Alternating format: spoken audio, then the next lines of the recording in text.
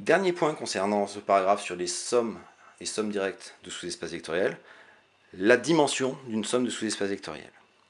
Alors je prends E, un cas espace vectoriel, F1 Fp des sous-espaces vectoriels de E de dimension finie. Alors je prétends que la dimension de F1 plus Fp est inférieure ou égale à la somme des dimensions.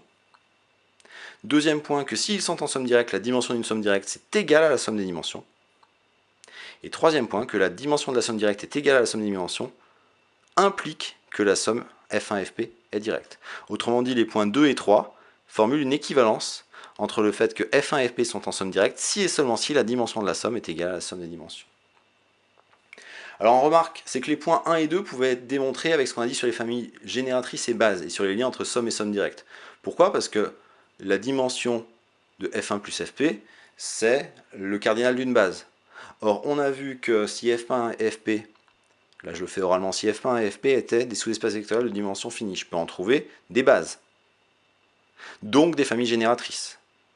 Et qu'en concaténant ces familles génératrices de F1 et Fp, je fabriquais une famille génératrice de la somme. Or, la dimension d'un espace vectoriel est toujours inférieure ou égale au nombre du vecteur que j'ai dans une famille génératrice.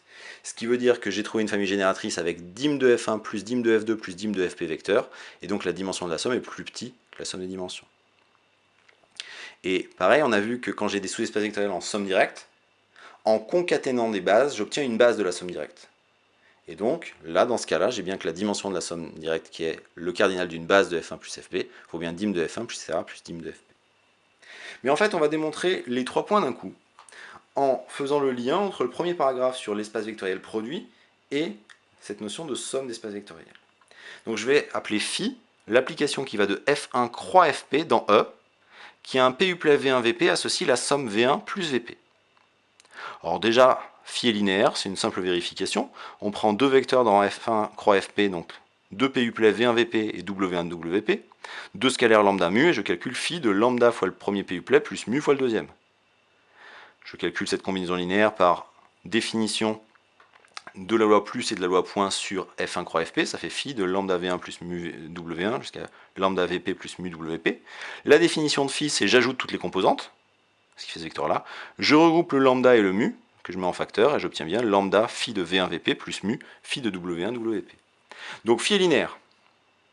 D'autre part, phi, alors je l'avais barré ici pour dire qu'elle était à valeur dans E, mais en fait, elle est à valeur dans F1 plus Fp, puisque par définition, phi de n'importe quel vecteur, ce sera un vecteur de F1 plus un vecteur de Fp.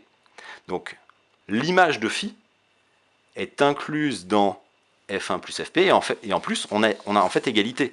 C'est-à-dire que tout vecteur de F1 plus Fp s'écrit phi d'un PUPLEF. Donc par définition de F1 plus Fp, c'est la définition de F1 plus Fp d'être l'image de phi. C'est l'ensemble des vecteurs de E qui se décomposent comme somme d'un élément de F1 plus un élément de Fp. Et donc comme phi a pour image F1 plus Fp, si j'applique la formule du rang à phi, la formule du rang me dit que quand j'ai une application linéaire qui part d'un espace de dimension finie, alors la dimension de l'espace de départ F1 croix Fp, c'est la dimension du noyau plus la dimension de l'image. La dimension de l'image, c'est la dimension de F1 plus etc. plus Fp, et la dimension du noyau, je l'ai écrit, une dimension du noyau.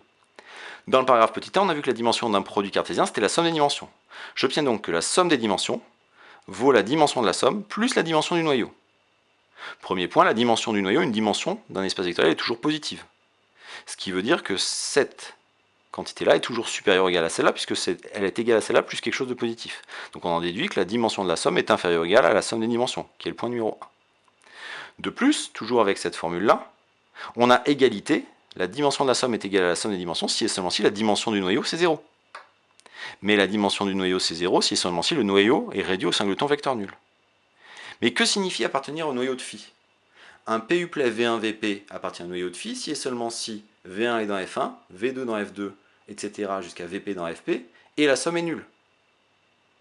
Et donc le noyau de phi c'est le singleton vecteur nul si et seulement si le seul moyen d'avoir un vecteur de F1 plus un vecteur de F2 plus etc. plus un vecteur de Vp qui est égal au vecteur nul, si ce seul moyen c'est d'avoir V1 jusqu'à Vp égale le vecteur nul, autrement dit si et seulement si F1 et Fp sont en somme directe. Et donc on a bien démontré que la dimension de la somme c'est égal à la somme des dimensions si et seulement si sont en somme directe. Puisque être en somme directe, ça peut s'interpréter à pour tout V1 dans VP dans F1 croix FP, phi de V1 VP égale le vecteur nul implique que V1 VP c'est le vecteur nul du produit cartésien.